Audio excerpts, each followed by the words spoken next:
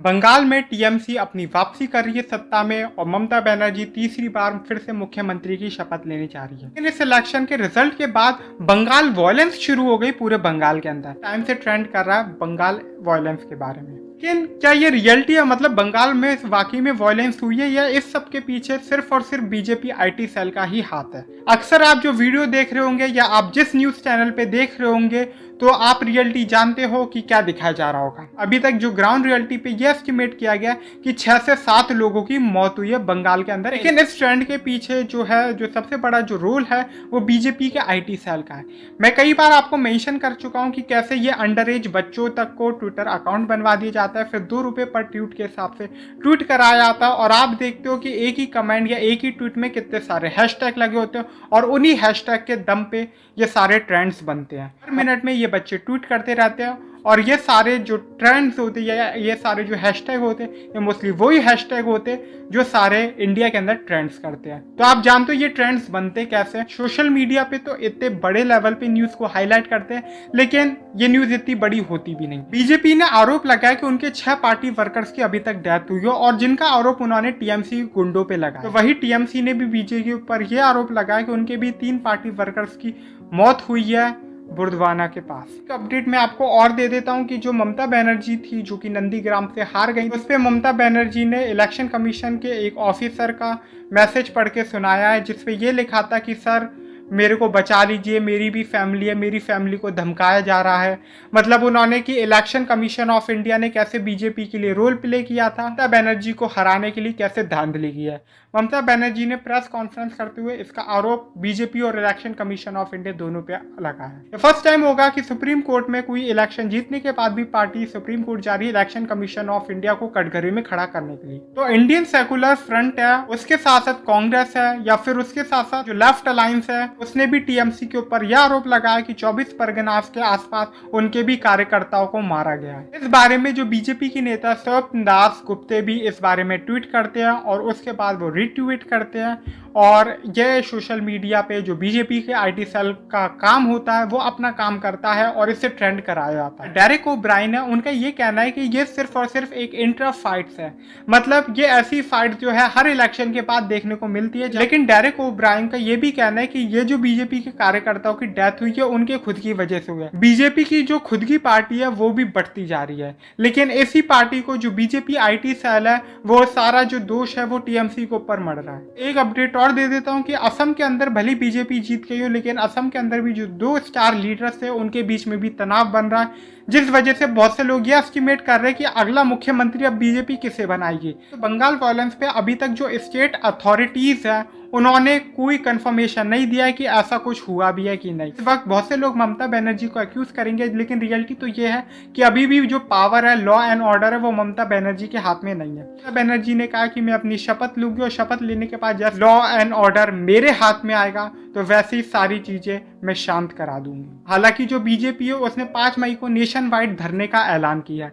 हालांकि मुझे नहीं पता कि सेंट्रल गवर्नमेंट में भी शायद से बीजेपी की ही सरकार है, ये क्या कोविड लाइंस का उल्लंघन नहीं है, कोविड गाइडलाइंस का? जेपी नड्डा को 4-5 को बंगाल के दौरे पर आ रहे हैं। बीजेपी आईटी सेल का जो रोल है वो इधर एक बहुत ही इंटरेस्टिंग कैरेक्टर प्ले कर रहा है। मतलब जितने भी बीजेपी वर्कर्स हैं या फिर बीजेपी पार्टी, उसका जो पर्सपेक्टिव है वो एक राम पुरुषोत्तम राम की तरह आपके सामने पेश किया जा रहा है और वही जो टीएमसी का जो पर्सपेक्टिव है वो एक गुंडे या फिर रावण की तरह पेश किया जा रहा है। कि ममता बनर्जी ने ये कहा है कि वो पीस की अपील करती है लोगों से। उन्होंने ये भी पता है कि इलेक्शन के दौरान, ये इलेक्शन से कुछ दिनों पहले से, कुछ टाइम पहले से जो बीजेपी है वो अपनी सेंट्रल फोर्सेस का बहुत मिसयूज कर रही थी। पीपल को टॉर्चर किया जा रहा था, टीएमसी के सपोर्टर्स को टॉर्चर किया जा रहा था। आज टीएमसी के लोग उसी का बदला ले रहे हैं बीजेपी से। और जितनी भी जो पिक्चर दिखाई जा रही है इन रॉड्स की या फिर इन प्रोटेस्ट की कि इधर घर जला दिए या फिर इधर ये कर दिया, वो सारी फेक पिक्चर्स है और ये सारी की सारी जो पिक्चर्स है ये बहुत पुरानी है। दिलीप घोष का ये कहना है कि पिछले 24 घंटों में हमारे 6 लोगों की मौत हुई है और 100 से भी ज्यादा घर ध्वस्त कर दिए गए। थोड़ा अजीब नहीं है कि 6 लोगों की मौत हुई और 100 से ज्यादा घर ध्वस्त कर दिया? घर मिट्टी के थे खैर मैं इसके बारे में बात नहीं करूंगा। बीजेपी के एक कार्यकर्ता की डेथ हो जाती है, जिसके बाद बीजेपी के कार्यकर्ता को जो भाई होता है वो कहता है कि टीएमसी के गुंडों ने मारा। वो ये भी बताता है कि टीएमसी के गुंडों का वीडियो रिकॉर्ड करके उसने फेसबुक पे डाल दिया था, जिस वजह से टीएमसी के गुंडे उसे मार देते हैं। हालांकि पुलिस ने ये कहा है कि अगर आपको कोई भी प्रॉब्लम है या फिर आपके साथ ऐसे रिपोर्ट्स हो रही है या फिर ऐसे इंसिडेंट्स हो रहे तो आप रिपोर्ट करो, लेकिन कोई भी पार्टी रिपोर्ट नहीं कर रही है। तो पुलिस भी कंफर्म कैसे करे कि वाकई में ये जो न्यूज है वो रियल है कि नहीं। हालांकि एक बात बहुत अच्छी कि जो पुलिस है और जो उधर के गवर्नर है, गवर्नर किसी पार्टी का नहीं होता, वो प्रेसिडेंट या फिर प्राइम मिनिस्टर का होता है, तो वो आईटी साल के हिसाब से नहीं चल रहा, तो उन्होंने डिसीजन लिया और इसके खिलाफ वो एक्शन ले रहे हैं। पूरे आर्टिकल की जानकारी लिए मैं इंडियन एक्सप्रेस को धन्यवाद देना चाहूंगा। अगर आपको ये पूरा बंगाल वायलेंस के बारे में ये पूरे टॉपिक लिंक डिस्क्रिप्शन में आप लोग पढ़ लेना। हालांकि आप लोगों को ये थोड़ा अजीब नहीं लगता कि ट्विटर पे या फिर किसी और सोशल मीडिया पे बंगाल वायलेंस के बारे में ट्रेंड कराया जा रहा है, लेकिन जो लोग ऑक्सीजन से तड़प तड़प के मर रहे हैं उनके बारे में तो बात भी नहीं हो रही है पिछले कई दिनों से। मतलब कुछ कार्यकर्ता या कुछ लोग, क्योंकि वो बीजेपी के मेंबर है, बीजेपी से बिलोंग करते हैं, तो क्या वो ज्यादा इंपॉर्टेंट है बाकी लोगों से जो ऑक्सीजन से तड़प तड़प के मर रहे हैं। बीजेपी के खुद के कार्यकर्ताओं की डेथ हो जाती है तब बीजेपी नेशन वाइड धरने का ऐलान करती है। अगर हम दूसरी तरफ बात करें, ऑक्सीजन से लोग तड़प रहे हैं, 4 लाख पर डे लोग संक्रमित हो रहे और 2 लाख से ज्यादा मौत हो चुकी है ऑफिशियली, अनऑफिशियली पता नहीं। तो क्या बीजेपी को उन लोगों की चिंता नहीं है? लेकिन ये भी एक तरीके की पॉलिटिक्स है। ये पॉलिटिक्स पहली बार नहीं हो रही है, बीजेपी कई बार हारने पर यही पॉलिटिक्स खेलती है। ये बंगाल इलेक्शन कोविड के दौरान ही कराएगा। कई लोगों को ये मानना था कि इलेक्शन कोविड क्राइसिस के बाद होता तो बीजेपी शायद से एक सीट भी नहीं निकाल पाती, क्योंकि ये सारे के सारे जो वोटिंग थी वो कोविड क्राइसिस के दौरान या कोविड क्राइसिस से पहले करा ली गई थी। वक्त कोविड क्राइसिस एक बहुत बड़ा इशू नहीं था। तो सब पहली बार नहीं हो रहा है। आपको याद हो दिल्ली में जब इलेक्शन हुआ था तो भी एक strong regional leader Arvind Kejriwal के होने की वजह से बीजेपी मुंह की खाई थी। उस टाइम भी सीएए प्रोटेस्ट चल रहा था, उस टाइम भी पूरा देश जल रहा था, पूरे देश में आग लगा दी थी। और उस टाइम भी पोलराइजेशन करने की कोशिश की गई थी, हिंदू मुस्लिम के नाम पे बांटने की कोशिश की गई थी। उस टाइम भी जब बीजेपी बुरी तरह हारी तो जैसे बंगाल के अंदर टीएमसी के गुंडों का यूज किया जा रहा है, उसी तरह दिल्ली के अंदर भी हिंदुस्तान पाकिस्तान को बोला जा रहा था। जैसे कि हिंदू बंगालियों को गलियाया जा रहा है कि तुमने बीजेपी को वोट क्यों नहीं दिया, उसी तरह दिल्ली के अंदर भी लोगों को गलियाया जा रहा था कि दिल्ली वाले सिर्फ अपने में मस्त रहना चाहते हैं कि देश टूटे फूटे या ना टूटे। आप जानते होंगे ये आगे की लाइन क्या है। ना ही उसे देश के टूट जाने की कोई चिंता है। दिल्ली वाले बस अपने में मस्त रहना चाहते हैं। वो ये चाहते हैं देश टूटे फूटे या ना टूटे, कुछ भी होता रहे, मेरा जीवन आराम से चलना चाहिए। वोट इस चीज पर डालेंगे कि मुफ्त में कौन कौन सी चीज कहां पर लगी हुई है। दिल्ली के लोग आलसी हैं।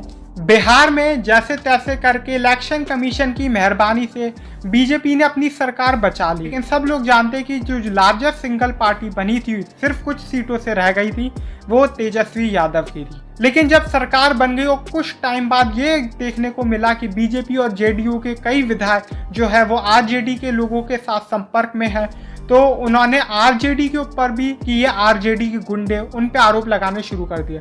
और यही रीजन था राज्य में शिवसेना और बीजेपी की सरकार बनी, लेकिन शिवसेना अपना मुख्यमंत्री चाहती थी और वही नेशनलिस्ट कांग्रेस पार्टी और कांग्रेस शरद पवार ने अपना समर्थन शिवसेना को दिया और शिवसेना ने अपनी सरकार बनाई। तो वही बीजेपी ने भी अपनी वही पॉलिटिक्स खेलनी स्टार्ट करी कि ये शिवसेना के गुंडे। और ऐसी सिर्फ एक कैटेगरी नहीं है कि सिर्फ बीजेपी आईटी सैली ये सब खेलता है, ऐसे कई सेलिब्रिटीज है, गोदी मीडिया, जर्नलिस्ट है, जो सारे अपने अपने लेवल पे खेलते हैं। कई सारे जो प्रो भक्त सेलिब्रिटीज होते हैं उनके बारे में मैं आपको एक अपडेट और दे देता हूँ कि कंगना रनौत जो इतना हेट फैला रही थी, कम्युनल हेट फैला रही थी, लोगों के बीच में हिंदू मुस्लिम कर रही थी, उनके खिलाफ अब ट्विटर ने एक्शन ले लिया और परमानेंटली बैन कर दिया उनका अकाउंट, उन्हें सस्पेंड कर दिया। तो वही दूसरी तरफ जो जर्नलिस्ट है, सारे नॉन बीजेपी राज्यों को ओपनली ये गोदी मीडिया के लोग पाकिस्तान उनके गृह मंत्री के सामने बोलते हैं, तब गृह मंत्री कुछ नहीं बोलते, ये लोग ओपनली बोलते हैं। लेकिन अगर आप किसी बीजेपी राज्य को पाकिस्तान बोल दो तो ये देशभक्ति की बात आ जाती है। हालांकि ये बात अलग है कि इन्हें बीजेपी राज्यों के अंदर जो क्राइम होते हैं वो नहीं दिखते। फोटो तो आप जानते ही होंगे। सबसे बड़ी शर्म की बात यह है हमारे देश के लिए कि हमारे जो केंद्र सरकार है उसे हर कार्यकर्ता जो उनके मारे गए उनकी चिंता है। मतलब 4 लाख लोग जो पर डे केसेस आ रहे हैं उनकी चिंता नहीं है, या फिर जो 2 लाख लोग मर चुके हैं उनकी चिंता नहीं है, या फिर जो ऑक्सीजन से लोग तड़प तड़प के मर रहे हैं उनकी चिंता भी नहीं है, और जो दिल्ली तक ऑक्सीजन के ट्रक नहीं पहुंच पा रहे उनकी भी चिंता नहीं है। 2 रुपए के लिए जो इन्हें बच्चे मिलते हैं IT सेल के, उन बच्चों से ट्रेंड कराए जा रहे हैं। तो आई होप आप समझ ही गए होंगे कि बंगाल वायलेंस के पीछे जो रियलिटी है वो कोई बंगाल वायलेंस से ज्यादा एक पॉलिटिक्स है। इस वीडियो को लाइक कीजिए, शेयर कीजिए ज्यादा से ज्यादा, ताकि लोगों को असलियत पता चले। इस चैनल को सब्सक्राइब कीजिए, कमेंट कीजिएगा अपने व्यूज कि इस अगली पॉलिटिक्स के पीछे आपकी क्या राय है। मैं आपके कमेंट का रिप्लाई जरूर दूंगा। तब तक के लिए बाय बाय, और स्टे सेफ, स्टे हेल्दी, और कोविड से बच के रहना, अपना वैक्सीनेशन जरूर करा लो।